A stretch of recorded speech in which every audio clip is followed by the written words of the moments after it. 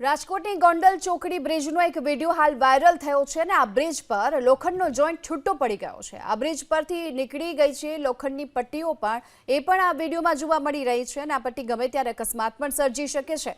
એવામાં national highway ઓથોરિટીની અહીં ઘોર બેદરકારી જે જોવા મળી છે। જો કે સ્થાનિકોએ હાલ તો એક નુસ્ખો અપનાવ્યો છે અને જે આ પટ્ટીઓ હાલ નીકળી ગઈ છે તેમના પર એક લાલ કપડું બાંધી દેવામાં આવ્યું છે, જેથી વાહન ચાલકો જો અહીંથી પસાર થતા હોય તો તેમને અહીં આ પ્રકારે જે લોખંડની પટ્ટીઓ નીકળી ચૂકી છે તે દેખાય અને તેઓ સાથે કોઈ પણ જાતની અકસ્માતની ઘટના ન બને। અહીં કોઈ જો બાઇક ચાલક અથડાય તો ઊંધે માથે રોડ પર પટકાય એ પ્રકારની સ્થિતિ છે અને એ પણ નક્કી છે। અને રસ્તા પરનો જ્યારે ટેક્સ વસૂલતી નેશનલ હાઈવે ઓથોરિટી સુવિધા પૂરી પાડવામાં ફરી એકવાર હાલ વામણી પુરવાર થઈ છે। કોઈ જાગૃત નાગરિકે આ વિડીયો હાલ ઉતારી અને વાયરલ કર્યો છે। હવે જોવાનું એ રહે છે કે આ સમગ્ર મામલે શું કાર્યવાહી કરવામાં આવે છે।